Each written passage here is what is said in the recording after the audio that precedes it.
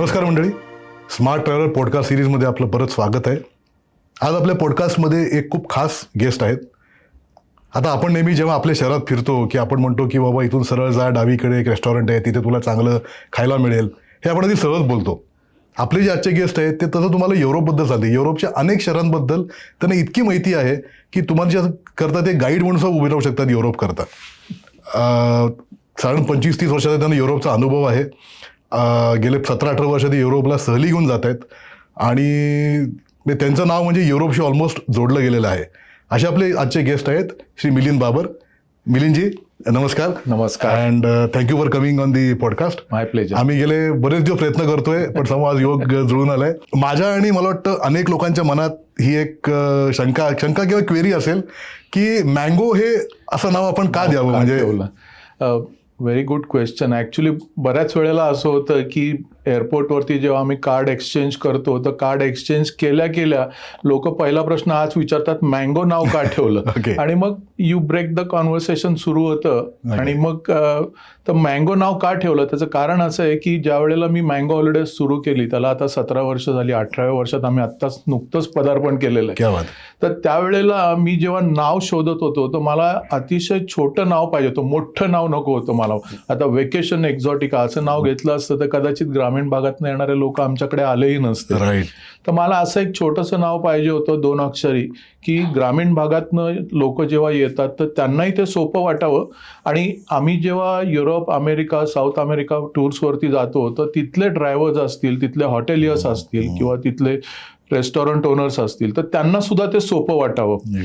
म्हणूनसाठी मला एक 2 अक्षरी नाव पाहिजे होतं. आणि मी जेव्हा गुगल करत होतो 2008ला जेव्हा मँगो हॉलिडेज सुरू झालं त्यावेळेला जेव्हा आम्ही गुगल करत होतो तर त्यावेळेला स्ट्रॉबेरी हॉलिडेज होतं, ऑलिव्ह हॉलिडेज होतं, ॲपल हॉलिडेज होतं, ऑरेंज हॉलिडेज होतं, पण त्या सगळ्यांचा राजा मँगो कुणाचंच नाव नव्हतं. आणि अख्ख्या जगभरात कुठे नव्हतं मँगो हॉलिडेज. तर मी म्हटलं मँगो का नाही, मग सगळी जर फळं आहेत तर मग मँगो त्यांचा राजा का नाही. आणि मँगो हे नाव सुद्धा मला खूप छान वाटलं कारण एक्सक्लुझिव्ह होतं. मला एक्सक्लुझिव्ह नाव पाहिजे होतं. आता जेट टूअर्स किंवा ताज टूअर्स हे खूप कॉमन आहे. तर मला ते कॉमन नाव नको होतं, मला एक एक्सक्लुझिव्ह नाव पाहिजे होतं. तर मँगो 2 अक्षरी पण होतं, एक्सक्लुझिव्ह पण होतं. म्हणजे कुणी जास्त वापरलेलं नाव नाही. त्यावेळी गुगलवरती तर मँगो नावानी एकही कंपनी नव्हती. आता बऱ्याच झालेलं आहे परंतु त्यावेळी एकही कंपनी नव्हती मँगो नावानी. तर मला ते 2 अक्षरी नाव आवडलं, छोटं आवडलं. आणि मँगो हॉलिडेज ला जेव्हा आपण सुरुवात केली तर त्यावेळेला सुद्धा बऱ्याचशी मोठी एक थॉट प्रोसेस होती. बरंच ब्रेनस्टॉर्मिंग केलं आम्ही नावावरनं. तर मँगो हे फ्रूटच प्रीमियम फ्रूट आहे. एक्झॅक्टली. केळ्यासारखं फळ नाहीये, हे प्रीमियम फ्रूट आहे. किती महाग झालं तरी ते लोक घेतातच. एक्झॅक्टली. आणि मँगो न आवडणारा माणूस फार विरळ आहे. एखाद्या फळ एखाद्या माणसाला नाही आवडत पण सगळ्यांनाच मँगो आवडतो. तर तो प्रीमियमनेस मला आमच्या हॉलिडेमध्ये पाहिजे होता. तर तो प्रीमियमनेस पण आला त्याच्यामध्ये. 2 अक्षरी नाव आलं, छोटंसं नाव आलं. त्याच्यानंतर तुम्ही जर ते हिंदीमध्ये ट्रान्सलेट केलं तर ते मांगो म्हणजे हिंदीमध्ये गिव्ह मी मोर हॉलिडेज, मांगो हॉलिडेज, गिव्ह मी मोर हॉलिडेज. तर तसं होतं. त्याच्यानंतर मँगोचं मराठीत तुम्ही ट्रान्सलेट केलं तर ते आंबा. आता अंबाबाई म्हणजे महालक्ष्मी जे कोल्हापूरचे, माझे वडील मूळचे कोल्हापूरचे. तर आम्ही त्या देवीला खूप मानतो. तर त्या देवीचं नाव पण त्याच्यामध्ये आलं. आणि मँगोचा सीझन जर तुम्ही पाहिला तर तो एप्रिलमध्ये सुरू होतो ना. आमच्या टूर सुद्धा एप्रिलमध्ये सुरू होतात. तर असं सगळ्या दृष्टीने जेव्हा विचार केला तर त्यावेळेला मला हे मँगो नाव खूप आवडलं. आणि तो प्रीमियमनेस मला आमच्या हॉलिडेमध्ये द्यायचा होता. तर त्यासाठी मला ते खूप झिरो इन करताना खूप आनंद झाला की हे नाव आपल्याला पाहिजेलच आहे. आणि दुसरं जर तुम्ही पाहिलं तर त्या मँगो हॉलिडेज हा आमचा लोगो आहे. तुम्ही जर लोगो पाहिला असेल तर लोगो आहे आमचा. आणि त्यावेळेला कुठल्याही इव्हन मोठ्यात मोठ्या कंपन्यांचे सुद्धा लोगो नव्हते आणि आजही नाही आहेत. जवळपास 90% कंपन्यांना लोगो नाहीत. तर मला तो ॲरोगन्स पाहिजे होता. तुम्ही जेव्हा ते नायकीचे टिक बघता तेव्हा तुम्हाला नायकी लिहिलेलं कुठे नसलं तरी कळतंय नायकी आहे. तर तसं मला तो ॲरोगन्स पाहिजे होता की मँगो पहिल्या लोकांना कळलं पाहिलं this is that premium holiday Mango Holidays. तर त्याच्यामुळे मी ते झिरो इन केलं आणि ते मँगो नाव ठेवलं. क्या बात आहे, क्या बात आहे. मला वाटतं तुम्ही आता बोललात ते अगदी परफेक्ट आहे. आणि मँगो असं फळ आहे की सगळी फळं खाल्ली तरी आंबा खाल्ल्यावर जे छान वाटतं तसं वाटतं मँगोनी सर्व केल्याशिवाय लोकांना चांगलं वाटतं नाही असं ते असं समीकरण. ग्रेट. पण तुम्ही म्हणतात 2008 मध्ये तुम्ही बिझनेस चालू केलात, तर तुम्ही पहिले काय करत होता आणि बिझनेसमध्ये कसे काय आणि का आलात? मी आता जवळपास 30 वर्ष मी पर्यटन क्षेत्रात कार्यरत आहे. तर मँगो हॉलिडेजची सुरुवात मी 2008 साली सुरू केली. 1 जानेवारी 2008ला मँगोची स्थापना केली मी. आता त्याच्या आधी 15 वर्ष मी एका इंटरनॅशनल कंपनीमध्ये टूर डिरेक्टर म्हणून 15 वर्ष काम केलेलं आहे. तर मी जगभर फिरत होतो आणि सगळीकडे जात होतो. परंतु त्यावेळेला असं होत होतं की त्या कंपन्या, जेव्हा तुम्ही मोठे होता तर तुम्हाला व्हॉल्यूम पाहिजेला असतो. म्हणजे आज मी 1000 लोक नेले, उद्या मला 2000 न्यायचे असतात. आणि जेव्हा तुम्ही व्हॉल्यूम वाढवता तर त्यावेळेला you have to cut corners somewhere. म्हणजे ब्रेकफास्ट जर असेल तर त्याच्यामध्ये €2 वाचवा, बस असेल तर त्याच्यात €2 वाचवा, हॉटेल जर असेल तर कुठेतरी लांब घ्या, त्याच्यामध्ये €2 वाचवा. असं करत करत ते टूरची कॉस्ट कमी करतात जेणेकरून त्यांचा व्हॉल्यूम वाढावा. तर आम्ही खूप काम करायचो, परंतु at the end of the day ते सॅटिस्फॅक्शन नव्हतं मिळत. तुम्ही किती काम केलं आणि तुम्हाला जर सॅटिस्फॅक्शन मिळत नसेल तर मजा येत नाही कामामध्ये. तर म्हणूनसाठी मी विचार करत होतो की आपल्याला इथे राहायचं असेल तर अशाच पद्धतीने राहायला लागेल. पण तुम्ही जर कस्टमरच्या तोंडावरती ते सॅटिस्फॅक्शन, तो आनंद पाहिजे असेल तर तुम्हाला you have to give quality. आणि मग क्वालिटी द्यायची असेल तर या व्हॉल्यूमच्या गेममध्ये थांबून तुम्हाला क्वालिटी देता येणार नाही. तर तुम्हाला जे पाहिजे ते तुम्ही द्यायचं असेल तर नवीन कंपनी सुरू करायला पाहिजे. मग ब्रेकफास्ट, आता सगळे कॉन्टिनेंटल ब्रेकफास्ट देतात, आम्ही अमेरिकन ब्रेकफास्ट देतो. सगळे तुम्हाला बसेस स्वस्तातल्या ईस्टर्न युरोपमधनं जे गरीब देश आहेत तिकडनं बसेस येतात. पण आम्ही हॉलंडच्या, ज्यांना जगातलं 1 नंबर मानलं जातं, आम्ही हॉलंडच्या बसेस वापरतो. आता याच्यासाठी प्रत्येक गोष्टीसाठी तुम्हाला पैसा लागतो. चांगली हॉटेल्स वापरतो. आता हॉटेल्स बद्दल जर तुम्ही मला विचारलं तर मी इतके वर्ष, 30 वर्ष मी युरोपला जातोय, त्यामुळे मला जवळपास गल्लीबोळ माहिती झालेत युरोपमधले. तर कुठे चांगली हॉटेल्स मिळतील, कुठल्या हॉटेलची लोकेशन्स चांगली आहेत. आता आमची जर्मनीमध्ये एक हॉटेल आहे आमचं, तर ते राईन नदीच्या तीरावरती आहे. म्हणजे तुम्ही हॉटेलमधनं बाहेर पडलात की समोर राईन नदी आहे, जी वन ऑफ द ड्रीम्स आहेत की जर्मनीमध्ये आल्यावर तुम्हाला अशा ठिकाणी राहायला मिळतंय. तर हॉटेल्सची लोकेशन्स, आम्ही काही हॉटेल्सची, सगळ्या नाही म्हणत मी, आता ब्रसल्सला गेलात तुम्ही, लंडनला गेलात, पॅरिसला गेलात, तर बहुतेक सगळ्यांची hotels more or less same असतात. परंतु तो खरा युरोप नाहीये. खरा युरोप कुठे? इंटिरियर मध्ये. तुमच्या स्वप्नातला जो युरोप आहे तो इंटिरियर मध्ये. तर तिथे जाऊन राहणारी आमची एकमेव कंपनी आहे. मी छातीत ठोकपणे तुम्हाला सांगतो की ह्या अशा पद्धतीचा क्वालिटीमध्ये आम्ही कुठेही कॉम्प्रोमाइज न करता, हॉटेल्स चांगली, बसेस चांगल्या, ब्रेकफास्ट चांगले, tour manager professionally train tour managers आहेत. मी स्वतः या सगळ्यांना ट्रेन केलेलं आहे. त्यामुळे प्रत्येक गोष्टीमध्ये 24 तास तुमच्या बरोबर सावलीसारखा फिरणारा टूर मॅनेजर असतो. तर या सगळ्या गोष्टी जर तुम्ही कन्सिडर केल्या तर खूप मोठा फरक तुम्हाला इतर कंपन्यांमध्ये आणि मँगो हॉलिडेजच्या युरोप टूरमध्ये मिळेल. राईट. आय थिंक तुमची मी वेबसाईट बघत होत्या, तुम्ही 2-3 पॉईंट हेच आय थिंक खूप अधोरेखित केलेत. एक म्हणजे क्वालिटी ओव्हर क्वांटिटी आणि एथिकल आणि ट्रान्सपरंट इंटरॅक्शन, ते खूप आय थिंक क्रिटिकल आहे. ॲब्सोल्युटली, टोटली ट्रान्सपरंट आपली इंटरॅक्शन जी आहे त्याच्यात कुठेही छुपवलेले किंवा लपवलेले असे खर्च नाहीये. तुम्ही एकदा इथे पैसे भरलेत तर मुंबईच्या एअरपोर्ट पासून मुंबईला परत येईपर्यंत तुमच्याकडे आम्ही ₹1 सुद्धा मागत नाही. तिकडे गेल्यानंतर कुठेतरी टॉयलेटला जायला पैसे लागतात, पेड टॉयलेट्स असतात, किंवा कधी तुम्हाला आईस्क्रीम खावंसं वाटलं किंवा तुम्हाला कुठे चहा प्यावासा वाटला तर तो भाग वेगळा. परंतु तुमचा breakfast, lunch, dinner, hotels, site seeing, everything is included. तुम्हाला कुठे आम्ही पैसे मागणार नाही तिकडे गेल्यावर. तर ही एक guarantee over a period of time लोकांमध्ये तो आम्ही विश्वास निर्माण केलेला आहे. आज मँगो हॉलिडेज म्हटलं की लोकांना माहिती आहे, एकदा इथे पैसे भरले की तिकडे गेल्यावर, बऱ्याचशा कंपन्या असं करतात की तिकडे गेल्यावरती तुम्हाला सांगतात ड्रायव्हरच्या टिप्सचे पैसे वेगळे. हो, एक्झॅक्टली. आणि जे सो कॉल्ड स्वस्तात युरोप विकणारे आता सुरू होतील हळूहळू, फेब्रुवारीपासून त्यांच्या जाहिराती सुरू होतील ते. आणि हा प्रॉब्लेम मी पण खूप लोकांकडून ऐकलेला आहे की अरे जे मेजर साईट सीइंग, जे महाग आहे साईट सीइंग, ते कव्हरच नाही करायचं, टूर कॉस्ट कमी करायची. तर आपण हे सगळं नॉर्मली आपल्या ह्याच्यात इन्क्लूड पूर्ण साईट सीइंग इन्क्लुडेड आहे. आणि मी तर तुम्हाला सांगतो की तुम्ही जेव्हा टूर बुक करायला याल तेव्हा आम्हाला तुम्ही हक्काने विचारा की एका XYZ कंपनीची किंमत एवढी स्वस्त का आहे, आणि मग आम्ही तुम्हाला त्याचं जस्टिफिकेशन देऊ की का स्वस्त आहे. आम्ही सुद्धा स्वस्त टूर देऊ शकतो. जर ते देऊ शकतात तर आम्ही देऊ शकतो. परंतु मी स्वस्त टूर विकणं हा माझा मोठो नाहीये. करेक्ट. चांगली टूर विकणं. आम्ही कधीही क्वालिटीमध्ये कॉम्प्रोमाइज करणार नाही. आणि जर कदाचित आमच्या टूरची किंमत 2 ते 3 हजारांनी जास्त असेल कुणापेक्षा, तर तो आमचा प्रॉफिट नाहीये. तो संपूर्ण मोबदला तुम्हालाच दिलेला आहे त्या पैशांचा. मग चांगले ब्रेकफास्ट असतील, चांगल्या बसेस असतील, चांगले हॉटेल्स असतील, टूर मॅनेजर्स प्रोफेशनल असतील. त्यामुळे पैशाच्या बाबतीत you can be rest assured. म्हणजे आज मी तुम्हाला सांगतो, इंटरनॅशनल कंपन्या ज्या मार्केटमध्ये आहेत त्यांच्यापेक्षा आमचं प्राइस खूपच कॉम्पिटंट आहे. 1,000-2,000 रुपये मागे पुढे. परंतु स्वस्तात टूर विकणारे, आता कदाचित असं होईल की एखाद्या सोलापूर किंवा कोल्हापूर किंवा काही ग्रामीण भागातनं एखादा टूर ऑपरेटर असेल जो तुम्हाला स्वस्तात युरोपची टूर देत असेल, तो देईल सुद्धा कदाचित. पण तिकडे गेल्यानंतर गॉड फॉरबिड असं होऊ नये. परंतु जर काही संकट आलं, कोणाचे पासपोर्ट हरवतात, कोणी आजारी पडतं, कधी हॉस्पिटलायझेशन होतं, तर अशा वेळेला तुमच्या मागे खंबीर नेटवर्क असणं गरजेचं असतं. तर हे लोक जर कदाचित 2-3 हजार रुपये 5,000 स्वस्त टूर देत असतील तर ते आत्ता बघायला छान वाटतं. परंतु 5,000 रुपये मला तर तुम्ही विचारलत ना, तर 5,000 कमवायला आपल्याकडे अख्खं आयुष्य पडलेलं आहे. नक्कीच. ते 5,000 तुम्ही कधी कमवू शकता. परंतु ही जी मेमरी आहे, you are creating this memory. तुमचं कुटुंब आहे, तुमचे लव्ड वन्स आहेत, त्यांच्याबरोबर युरोपची टूर एक स्वप्न आहे.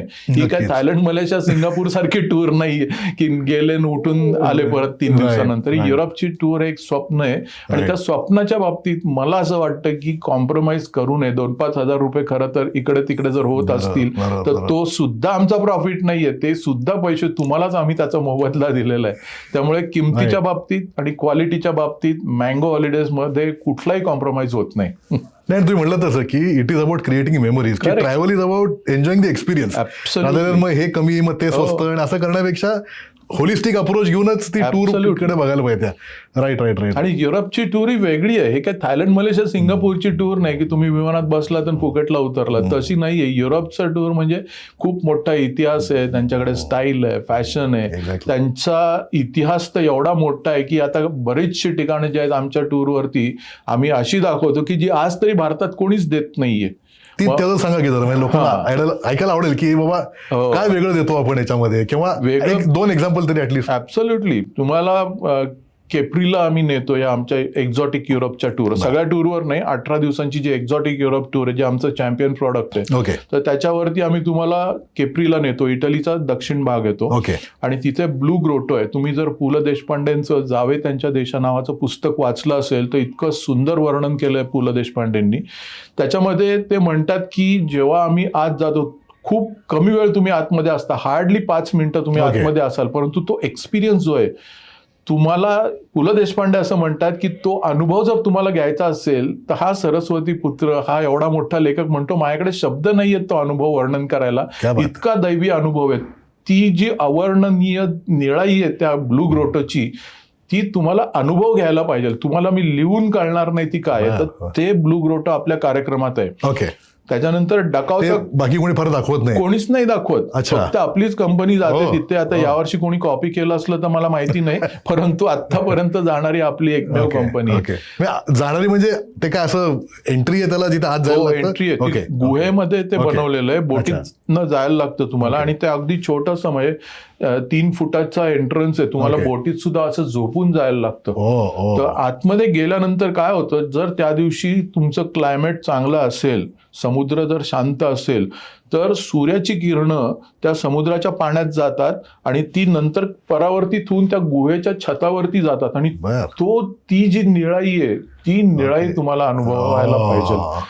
तुमच्या बकेट लिस्टमध्ये केप्री असलं पाहिजे असं मला वाटतं. कारण तो जो एक अनुभव आहे, फक्त एवढंच आहे की नशिबाची साथ पाहिजे. त्या दिवशी तुम्हाला समुद्र शांत असला पाहिजे, त्या दिवशी आकाश निरभ्र असलं पाहिजे, तर तुम्हाला तो अनुभव मिळतो. साधारण 10 मधल्या 7 टूरवरती आपल्याला तो अनुभव मिळतो. 2-3 टूरला एखाद्या वेळी समुद्र रफ असेल तर नाही करता, शिअर बॅड लक, नाहीच शिअर बॅड लक. राईट. तर ते काय आहे. त्याच्यानंतर जर्मनी मधलं डकावचा कॉन्सन्ट्रेशन कॅम्प आपण ठेवलेला आहे. दुसऱ्या महायुद्धामध्ये जी छळछावणी होती तिचा आपण एक आपल्या कार्यक्रमात ठेवलेलं आहे. इतिहास चांगला किंवा वाईट आपण तो बदलू तर शकत नाही, परंतु त्यातनं जर बोध घ्यायचा असेल तर त्यांनी फार सुंदर तिथे व्यवस्था करून ठेवलेली, काय झालं एक्झॅक्टली, आणि त्या सगळ्या लोकांवरती जे छळ झाला होता त्याचा हा जिवंत साक्षीदार आहे. काय घडलं होतं तिथे गेल्यानंतर आमच्याबरोबर एकदा सेलिब्रिटी आले होते आणि कॉन्सन्ट्रेशन कॅम्पला पोचायच्या 1 तास आधी मी असीन किंवा आमचे टूर मॅनेजर असतील तुम्हाला संपूर्ण महायुद्धाबद्दल माहिती देतात. हो बर. आणि तिथे गेल्यानंतर जेव्हा तुम्ही ते बघता तर ते सेलिब्रिटी असं म्हणाले होते की तुम्ही जी कॉमेंट्री दिली होती त्याच्यामुळे आम्ही इतके भारावून गेलो होतो. तिथे गेल्यानंतर मला असं वाटलं की तिथल्या प्रत्येक भिंतीला मला काहीतरी सांगायचंय, तिथल्या प्रत्येक दगडाला माझ्याशी बोलायचं होतं, अंगावरती काटा येईल असं तर कॉन्सन्ट्रेशन कॅम्पची ती व्हिजिट आहे. तर ह्या ज्या गोष्टी आहेत ह्या कोणी दाखवत नाही टूरमध्ये. ते दाखवत नाही म्हणजे हे महाग आहे का तुम्ही मुद्दामून एक वेगळा अनुभव लोकांना द्यावा अशा उद्देशानं? नाही, मला स्वतःला असं वाटतं की मी जेव्हा तिथे जातो आणि मला जर एखादी गोष्ट आवडली तर माझ्या सर्व पर्यटकांना सुद्धा ती बघायला दाखवायला मला आवडेल. आणि म्हणूनसाठी ह्या ज्या गोष्टी मी पाहिल्या एवढ्या मोठ्या करिअरमध्ये तर मला असं वाटतं की प्रत्येकाने तो अनुभव घ्यावा. जर्मनीला सगळेच जातात परंतु डकाऊच्या कॉन्सन्ट्रेशन कॅम्पमध्ये कोणी जात नाही. आणि तिथे गेल्यानंतर जेव्हा तुमची रिव्हिजन होते म्हणजे 1 तास लोक बसमध्ये मंत्रमुग्ध झालेले असतात ती कॉमेंट्री ऐकून की काय झालं, म्हणजे हिटलरच्या बालपणापासून ते त्याचा ऱ्हास होईपर्यंतचा मधला काळ आहे त्यांनी तिथे त्या कॉन्सन्ट्रेशन कॅम्पमध्ये म्युझियम मध्ये जिवंत केलेलं आहे. तर खूप छान व्हिजिट आहे ती. तर अशा अनेक गोष्टी आहेत. जसं मी सांगितलं की जर्मनीमधलं आमचं एक हॉटेल राईन नदीच्या तीरावरती आहे. एक्झॅक्टली. तर तो जो अनुभव आहे तुम्ही सकाळी उठता आणि तो जो निसर्ग आहे तुमच्या मनामधला जो युरोप आहे तो तिथे तुम्हाला बघायला मिळतो. मग ती नदी असेल, ते डोंगर असतील, ती मागची विन्यार्ड्स असतील, डोंगरावरनं मिळणारा व्ह्यू असेल, अप्रतिम आहे, अप्रतिम. युरोपचे निसर्ग सौंदर्यकरता फेमस आहे. हो, ते तुम्ही शहरात राहून नुसतं काय मजा देणार नाही. लंडनला, पॅरिसला, बेल्जियम मध्ये तुम्हाला हे मिळणारच नाही. तुम्हाला इंटिरियर मध्ये जाऊन ते करायला पाहिजे. एक्झॅक्टली. ग्रेट. आणि तुम्ही आता ते 2 एक्झाम्पल दिलेत. तुम्ही अजून एक याच्यात सांगितलं महत्वाचं की तुम्ही जी हिस्ट्री लोकांसमोर उभी करता सांगताना त्याच्यात तुमचं स्वतःचं किंवा तुमच्या टूर लिडरचं वाचन आणि आकलन खूप चांगलं पाहिजे, अभ्यास खूप चांगला पाहिजे. म्हणजे त्याशिवाय हे एवढं चांगलं का हा पण एक लोकांना अनुभव वेगळा आहे. हो ना. तुम्हाला मी सांगतो आमच्या टूरवरती हडपसरचे एक लोंढे नावाचे गृहस्थ आले होते आणि टूर जेव्हा संपते तर सगळ्यात मोठा ड्राईव्ह जो आहे आमचा तो 5 तासांचा आहे. पिसावरनं आम्ही रोमला येतो, तो शेवटचा दिवस असतो, नंतर रोमला राहून मग तिथनंच फ्लाईट घेऊन परत येतो. तर त्या ड्राईव्ह मध्ये आम्ही लोकांना सांगतो की तुम्ही तुमचा अनुभव सांगा की काय तुम्ही अनुभवलं. जर चांगला असेल तर आम्हाला आनंद होईल, जर काही सुधारणा करायची असेल तर तेही आम्ही करू.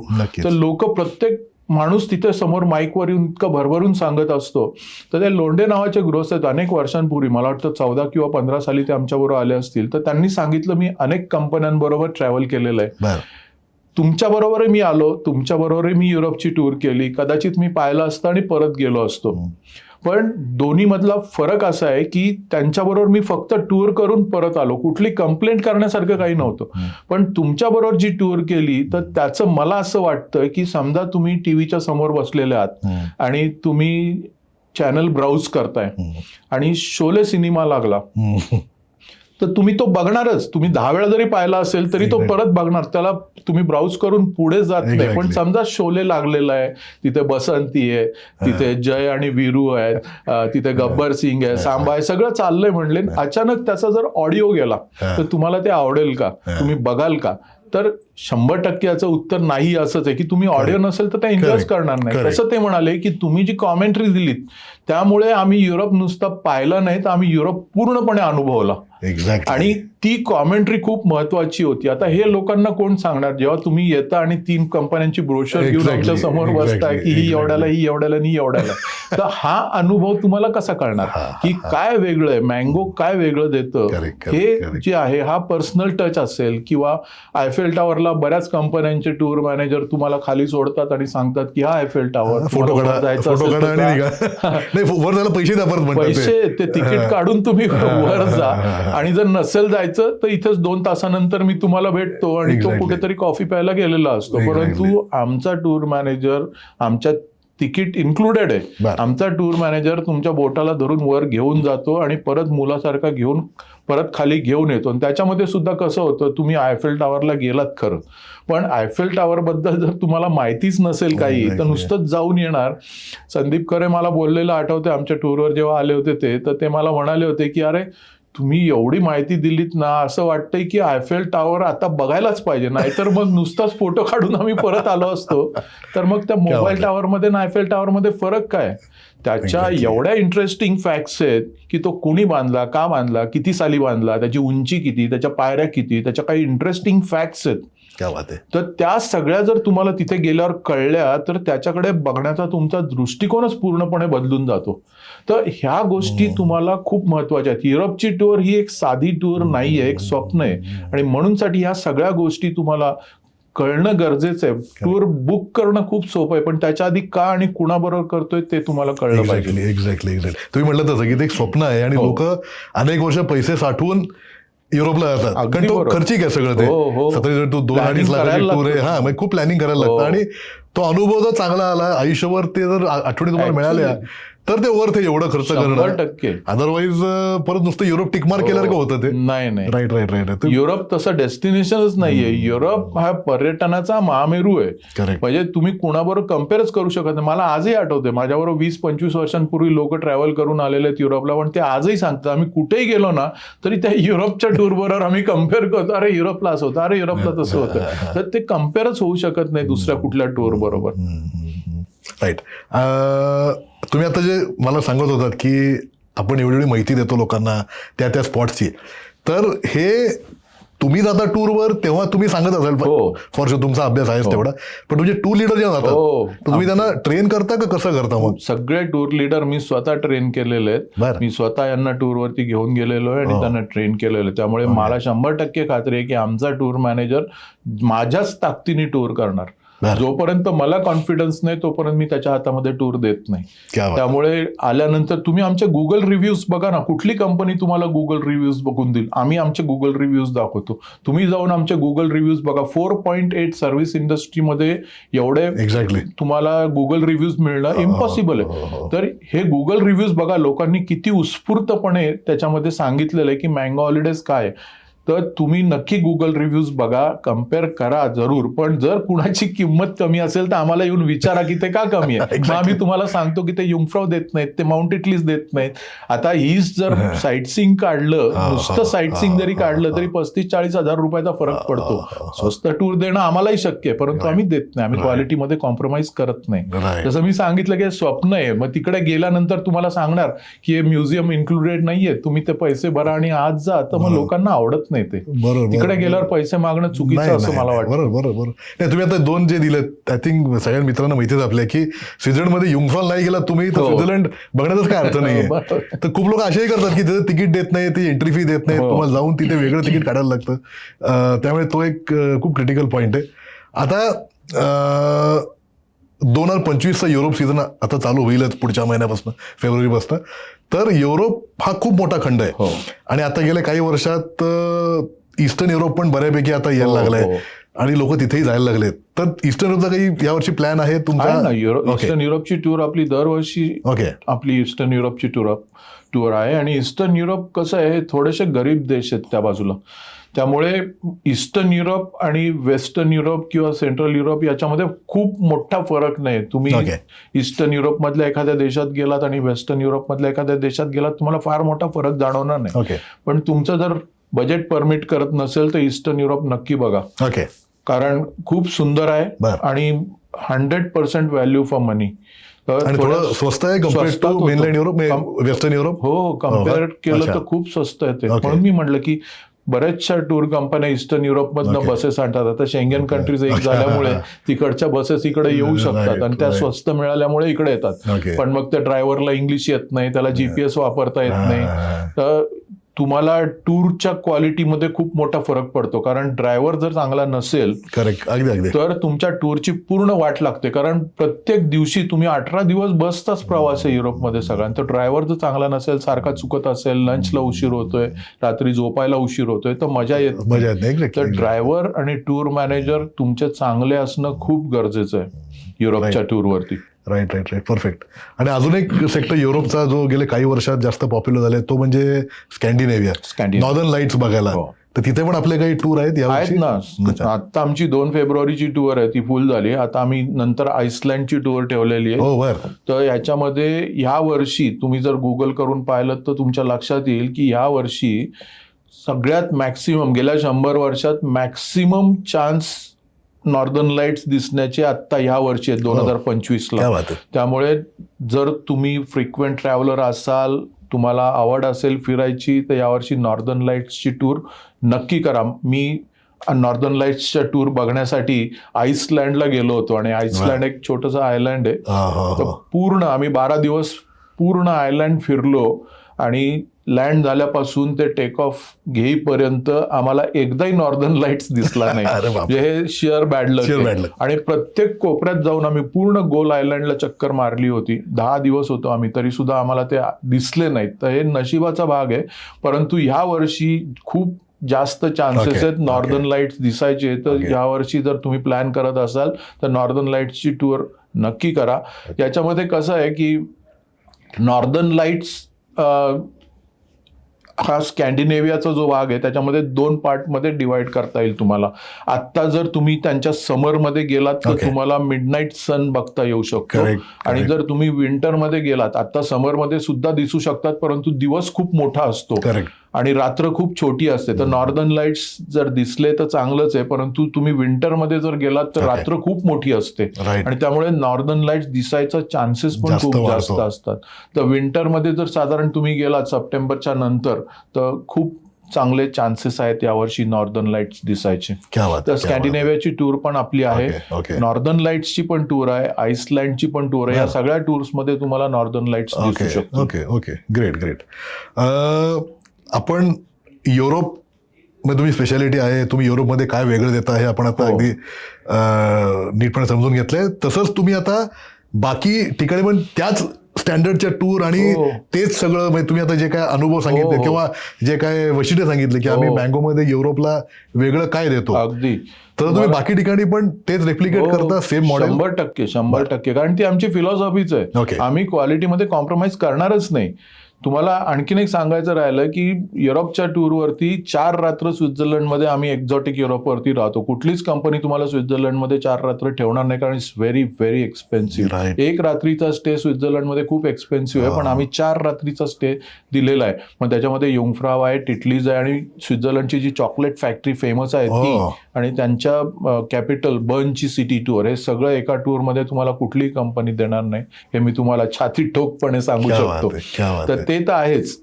युरोप केल्यानंतर आमच्या बरोबर जे लोक युरोपला जाऊन आले, तर मी जेव्हा कंपनी सुरू केली तर त्यावेळेला मी ठरवलं होतं आपल्याला फक्त युरोपच करायचं, स्पेशलायझेशन युरोपमध्ये करायचंय. परंतु युरोपला आमच्या बरोबर जे लोक जाऊन आले तर त्या लोकांनीच इन्सिस्ट केलं की आता आम्ही दुसऱ्या कोणाबरोबर जाऊ शकत नाही, त्यामुळे तुम्हीच आता अमेरिकेची टूर सुरू करा, तुम्हीच आता ऑस्ट्रेलियाची टूर सुरू करा. आणि त्यामुळे आम्ही एक एक सेक्टर करत गेलो. तर आजही ज्या ताकदीने आम्ही युरोप करतो त्याच ताकदीने अमेरिका असेल, ऑस्ट्रेलिया असेल, कुठेही कॉम्प्रोमाइज करत नाही. मग हॉटेल्स असतील, ब्रेकफास्ट असेल, लंचेस असतील, बसेस असतील, टूर मॅनेजर असेल, कुठेही आम्ही कॉम्प्रोमाइज करत नाही. तर त्याच ताकदीने करतो. परंतु काय झालं, कोरोना नंतर आम्ही ठरवलं की आता आपण डोमेस्टिक टूर करूया. तर डोमेस्टिक टूरमध्ये खूप मोठी चॅलेंजेस आहेत. इंटरनॅशनल टूरला तुम्हाला जर एखाद्या सप्लायरनी कमिट केलं तर ते तुम्हाला मिळतच, परंतु डोमेस्टिकला खूप प्रॉब्लेम आले आम्हाला. म्हणजे जरी तुम्हाला चांगलं हॉटेल दिलं तरी त्या चांगल्या हॉटेलमधला स्टाफ चांगला असेल याची गॅरंटी नाही. बऱ्याच वेळेला ते उद्धटपणे बोलतात, बऱ्याच वेळेला चादर बदलली नाही म्हणून कंप्लेंट्स येतात, बऱ्याच वेळेला टॉवेल फाटलाय म्हणून कंप्लेंट्स येतात, बऱ्याच वेळेला वॉश बेसिन चोक होतं म्हणून कंप्लेंट्स येतात. तर हे काय झालं, आमच्या बरोबर जे युरोप अमेरिका करून लोक आले होते त्यांच्या अपेक्षा खूप जास्त होत्या मँगो हॉलिडेज कडनं, आणि मग अशा कंप्लेंट आल्यानंतर आम्हाला ते आवडेन असं झालं की डोमेस्टिक करू का नको असं झालं. आणि मग शेवटी आता आम्ही असं ठरवलेलं की डोमेस्टिक आम्ही करू, परंतु फक्त 4 स्टार हॉटेल आणि इनोवाच वापरणार आम्ही. ओके. भले टूरची प्राइस कमी आहे म्हणून लोक जर निगोशिएट करायला लागले तर त्यांना सांगू की आम्ही याच स्टँडर्डच्या टूर देतो, तुम्हाला करायचं असेल तर आपण ह्या स्टँडर्डच्या करू. 3 स्टार किंवा त्याच्या खालच्या हॉटेल्स आम्ही वापरत नाही. परफेक्ट. तर त्यामुळे आता डोमेस्टिक आम्ही करतो, परंतु फक्त 4 स्टार आणि इनोवावरतीच करतो. कदाचित किंमत थोडीशी जास्त असेल, परंतु 100% सॅटिस्फॅक्शन जर पाहिजे असेल तर आम्ही त्याच टूर करतो. त्यामुळे डोमेस्टिक मध्ये आता आम्ही थोडंसं मागे आलेलो आहे. ग्रुप टूर्सच्या भानगडीत न पडता तुम्हाला तुमच्या फॅमिलीसह राजस्थानला जायचंय तर आम्ही सुंदर टूर तुम्हाला करून देतो. परफेक्ट. तर बाकीच्या ज्या इंटरनॅशनल टूर्स आहेत त्या युरोपच्याच ताकदीने आम्ही करतो, आणि डोमेस्टिक मध्ये जसं मी आता सांगितलं की हा थोडासा फरक आता आम्ही केलेला आहे. नक्कीच. पण तुम्ही आता अमेरिकावर पण एशिया पॅसिफिक मध्ये जपान किंवा सिंगापूर, बँकॉक ते पण आपण करतो रेग्युलर. त्याच स्टँडर्ड जे मँगोचं स्टँडर्ड आहे रेग्युलर एअरलाईन्स असतील. ओके. हा, मी एअरलाईन ऍक्च्युली येणार होतो, आपण ऑफ कॅमेरा त्याशी बोललो होतो की मँगोचं एक वैशिष्ट्य आहे की आम्ही स्वस्त एअरलाईन किंवा कुठले तरी मिडल ईस्ट थ्रू जाणारे एअरलाईनवर शक्यतो आम्ही घेत नाही. तर ह्याचं काय सांगाल? शक्य असेल तिथे आपण प्रीमियम एअरलाईनच वापरतो. ओके. सिंगापूर एअरलाईन्स असेल किंवा लुफ्तान्सा असेल, क्वांटस असेल, तर या एअरलाईन्सच आपण शक्यतो वापरतो. पण अगदीच जर वेळ पडली, काही एअरलाईन्सचे तुमच्या एअरलाईनच्या आम्हाला डेट्स मॅच होत नसतील, काही वेळेला एअरलाईन्स आठवड्यातनं 3 वेळाच जातात, मग तिकडच्या इंटरनल फ्लाईट्स असतात तर त्या मॅच होतात का नाही. तर 90% आम्ही प्रीमियम एअरलाईन्सच वापरतो, परंतु जर कुठे नाही जमलं तर एखाद्या वेळेस दुसऱ्या एअरलाईन वापरतो. आता साऊथ ईस्ट एशियामध्ये थायलंड, मलेशिया, सिंगापूर किंवा व्हिएतनामच्या टूर सुद्धा आपण करतो, आणि त्याच ताकदीने करतो, कुठेही कॉम्प्रोमाइज न करता. जेव्हा आम्ही टूर बनवतो त्यावेळी हा विचार करत नाही की ह्या 3 कंपन्या ह्या प्राइसला विकतायत, मग आपली प्राइस त्याच्यापेक्षा कमी पाहिजे, असं नाही. मला ही टूर करायची आहे, मला ह्या स्टँडर्डची हॉटेल्स, रेस्टॉरंट, जेवणं हे पाहिजे, आणि जी काही किंमत येईल त्या किमतीला आम्ही विकतो. मग हे लोक जर स्वस्त असतील तर असू देत, हे लोक जास्त असतील तर असू देत, पण आम्ही इथे कॉम्प्रोमाइज करणार नाही. तर त्यामुळे लोकांच्या कंप्लेंट्स जवळपास नाहीच. म्हणून म्हटलं मी, तुम्ही गुगल रिव्ह्यू बघा आमच्या, कारण त्याच्यामध्ये कुठे तुम्हाला कंप्लेंट करण्यासारखं आम्ही काही ठेवलेलंच नाही. अगदीच गॉड फॉरबिड काही संकट आलं, भूकंप झाला किंवा कुठे ऍशेस आले, फ्लाईट्स नाही उडाल्या, अशा प्रकारचे जे फोर्स मॅजॉर म्हणतो आपण, तसे प्रॉब्लेम झाले तरच. पण अदरवाईज आमच्या टूरमध्ये कंप्लेंट करण्यासारखं काही लोकांना तसे प्रॉब्लेम कोणी हातात नाही आहेत. ते आता इट्स बियॉन्ड एनीवन्स कंट्रोल. करता येत नाही, कोरोना आला तर त्याला काहीच करता येत नाही. राईट. मिलिंदजी, यालाच अनुसरून एक दुसरा प्रश्न असा आहे की युरोपमधील लोकांच्या डोळ्यासमोर व्हिसाचे प्रॉब्लेम्स खूप येतात, कारण रिजेक्शन पण आहेत, शेंगेन आणि पेपरवर्क खूप लागतो, क्रिटिकल लागतं. तर तुम्ही लोकांना काय प्रकारे ऍडवाइस करता की कशा प्रकारे डॉक्युमेंटेशन किंवा किती आधी प्लॅनिंग करायला पाहिजे? तुम्हाला सपोज मे मध्ये जायचं फॉर एक्झाम्पल, तर how early you should start planning with paper work आणि व्हिसा प्रोसेस वगैरे? प्लॅनिंग तर तुम्हाला खूप आधीच करायला लागेल, फायनान्शियल असेल किंवा शारीरिक असेल. बऱ्याच वेळेला असं होतं की लोक म्हणतात माझी पाठ दुखते, माझी कंबर दुखते, माझे गुडघे दुखतात. सिनियर सिटीजन्स असतात आणि ह्याच काळामध्ये त्यांना जमतं, कारण आयुष्यभर स्ट्रगल केलेला असतो.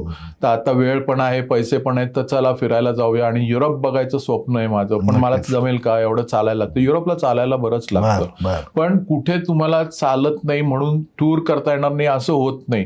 तुम्हाला जर चालता येत नसेल, गुडघे दुखत असतील, पाठ दुखत असेल, तर एका ठिकाणी टूर मॅनेजरला सांगा तुम्ही, तिथे बसा, ते साईटसिंग पूर्ण करून तो येईल आणि तुम्हाला परत घेऊन जाईल. त्यामुळे युरोप करणार नाही असं करू नका. एखाद्या वेळेला जिथे जास्त, आता युरोपमध्ये सॉल्सबर्ग असेल, रोम असेल, जिथे सिटी टूरला बरंच चालायला लागतं, तर तिथे तुम्ही नका करू पाहिजे तर सिटी टूर, पण बाकीचं तुम्ही करू शकता. आता युंगफ्राव असेल, माउंट इटलीज असेल, तर तिथे माउंटन्स वरती तुम्ही जाऊ शकता. त्यामुळे तो एक प्रॉब्लेम येत नाही. परंतु आता विजाचा जो तुमचा प्रश्न आहे, तर विजाबद्दल मला असं सांगायचं आहे की कोरोनाच्या आधीपर्यंत 3 महिने आधी विजा करायला लागायचा, पण आता 6 महिने आपण आधी करू शकतो. तर माझं तुमचं जर ठरलं असेल युरोपला जायचं तर मी सांगतो जेवढ्या लवकर तुम्ही कराल तेवढं चांगलं. 6 महिने आधी जर विजा केलात तर सगळ्यात उत्कृष्ट, कारण त्यावेळेला गर्दी नसते VFS मध्ये. VFS मध्ये आता फेब्रुवारी नंतर गर्दी व्हायला सुरुवात होते. तुम्ही जर नोव्हेंबरमध्ये विजा करायला गेलात तर एक तर अपॉइंटमेंट पण लवकर मिळते, लगेच मिळते, आणि तिथे VFS ला गेल्यानंतर हार्डली 40-45 मिनिटात तुम्ही मोकळे होता. पण तेच जर तुम्ही आत्ता गेलात फेब्रुवारी मार्च मध्ये जर गेलात विजाला तर कदाचित अपॉइंटमेंट सुद्धा मिळणार नाही. महिनाभर अपॉइंटमेंट मिळत नाही तुम्हाला, आणि मिळाली तरी VFS ला इतकी गर्दी असते की तिथे तुम्हाला 2 किंवा 3 तास सुद्धा लागू शकतात. तर जर तुम्ही ठरवलं असेल युरोपला जायचं तर माझं तुम्हाला असं मत आहे की जेवढं लवकर आहे तेवढ्या लवकर विजा करून घ्या. आता आम्ही तुम्हाला प्रोफेशनली गाईड करतो की विजा करण्यासाठी काय लागतं. आता कॉन्सुलेटमध्ये त्यांना ज्या पद्धतीने तुमची फाईल पाहिजे त्या एक्झॅक्टली त्याच पद्धतीने तुमची फाईल लावतो. जाताना ते काय बघतात की तुम्ही सुखवस्तू आहात का, तुमच्याकडे इन्कम चांगला आहे का, तुमचा बँक बॅलन्स आहे का, बँकेच्या स्टेटमेंट्स लागतात, तुम्हाला इन्कम टॅक्स रिटर्न्स लागतात 3 वर्षाचे. आता हे सगळे पेपर्स कुठले पेपर्स लागतात आणि ती फाईल कशी लावायची सगळं आम्ही करतो. तुम्हाला फक्त आम्ही सही करायचं काम ठेवलेलं आहे. पेपर कुठल्या ऑर्डर मध्ये लावायचे सगळी फाईल अशीच्या अशी लावून देतो. तुम्ही फक्त ती फाईल घेऊन VFS मध्ये जायचं असतं. त्यामुळे तुम्हाला कुठली काळजी करायचं कारण नाही. आम्ही सांगू ते पेपर जर तुम्ही तसेच्या तसे दिलेत तर तुमचा विजा 100% होणार. मला काळजीच नाही की विजा रिजेक्ट होतील म्हणून. जर आत्ताचं विजा रिजेक्शनचं पर्सेंटेज खूप हाय आहे तर मला असं वाटतं की प्रेझेंटेशन योग्य पद्धतीने न झाल्यामुळे होऊ शकतं. आमचे विजा रिजेक्ट होत नाहीत. अगदी दुर्दैवाने एखादा विजा रिजेक्ट झाला तरी सुद्धा तो विजा रिजेक्ट व्हायच्या आधी आम्ही तुम्हाला सांगू की या कारणामुळे विजा रिजेक्ट होऊ शकतो. आणि जर तुम्हाला करायचं असेल तर करा. कदाचित 50% चान्सेस असतात तरी विजा होईल. झाला तर चांगलंच आहे, परंतु जर नाही झाला तर कुठल्या कारणामुळे जर विजा रिजेक्ट झाला असेल तर त्या नंतर सगळ्या कंपन्या तुम्हाला सांगतात परत तुम्ही रिअप्लाय करा. आणि परत जर विजा रिजेक्ट झाला तर ते सांगतात की हे पैसे आम्ही तुम्हाला परत देणार नाही, तुम्ही दुसरी कुठली तरी टूर करा. परंतु आम्ही तसं करत नाही. जर तुमचा दुर्दैवाने विजा रिजेक्ट झाला तर तुमचे सगळे पैसे आम्ही परत देतो. फक्त तुम्हाला कॉन्सुलेटची फी जी असेल तेवढी भरायला लागते. बाकीचे तुमची बुकिंग अमाऊंट तुम्ही 1 लाख रुपये भरले असेल तर ते सगळे पैसे आम्ही तुम्हाला परत देतो. आणि तुम्हाला चॉईस आहे की परत रिअप्लाय करायचं तर करू शकता, पण आम्ही तुम्हाला त्याच्यासाठी गाईड करतो. त्यामुळे विजा ज्या पद्धतीने आम्ही लावतो 100% तुम्हाला विजा व्हायलाच पाहिजेत. याचा अर्थ आमचं कुठल्याही प्रकारचं सेटिंग नाहीये कॉन्सुलेट बरोबर, परंतु त्यांना जसं पाहिजे तशी फाईल लावल्यामुळे विजा होतात. तेव्हा तुम्ही आय थिंक ना आता जे म्हणलात की आम्ही लोकांना विजा रिजेक्ट झाला तर आम्ही पैसे पण परत देतो, तर आय थिंक तो कॉन्फिडन्स आहे तुम्हाला तुमच्या टीमवर कॉन्फिडन्स आहे. एक्झॅक्टली. विजा प्रोसेस एवढं चांगलं लावतील की रिजेक्ट होण्याचा चान्सच कमी होईल. एक्झॅक्टली. अगदीच झाला तर तुमचे पैसे परत मिळतील. नाहीच होणार विजा रिजेक्ट, त्यामुळे तुम्हाला निश्चिंत मनाने तुम्ही विजासाठी अप्लाय करू शकता. क्या बात आहे. तर मंडळी, तुम्हाला आमचा आजचा एपिसोड कसा वाटला? एक वेगळ्या ठिकाण, वेगळ्या डेस्टिनेशन तुम्हाला माहिती आज खूप चांगली मिळाली आहे, आणि मला नक्की खात्री आहे की तुम्ही हा एपिसोड ऐकून लगेच तुम्ही मँगो हॉलिडेजला फोन कराल आणि त्यांची पुढची युरोप टूर तुम्ही 100% बुक कराल. तर मिलिंदजी, थँक्यू व्हेरी मच. थँक्यू. आणि तुम्हाला जे प्रेक्षकांना काही सांगायचं असेल तर प्लीज. माझं सगळं आत्ता बोलून तर झालेलंच आहे. तुम्ही पॉडकास्ट जर पाहिला असेल तर तुमच्या लक्षात आलंच असेल. त्याच्या व्यतिरिक्त या मंगळवारी 21 तारखेला संध्याकाळी 5 ते 8 यशवंतराव चव्हाण सभागृह कोथरूड इथे आम्ही एक युरोप आणि जपान मार्गदर्शन मेळावा ठेवलेला आहे. तर त्या मेळाव्यामध्ये तुम्हाला सगळ्या प्रश्नांची उत्तरं मिळतील आणि तिथे तुम्ही नक्की या. आणि त्याच्या व्यतिरिक्त तुम्हाला जर काही शंका असतील, काही प्रश्न असतील तर त्या प्रश्नांची सुद्धा उत्तरं देण्यासाठी आम्ही शेवटचा अर्धा तास राखीव ठेवलेला आहे. तर ह्या मेळाव्याला तुम्ही या आणि तिथे आमच्या ज्या ऑफर्स आहेत 28 तारखेपर्यंत जर तुम्ही बुकिंग केलं तर तुम्हाला एक चांगला प्राईसला ही टूर मिळणार आहे. तर माझी खात्री आहे तुम्ही या मेळाव्यामध्ये याल आणि आपण परत तिथे भेटणारच आहोत. धन्यवाद.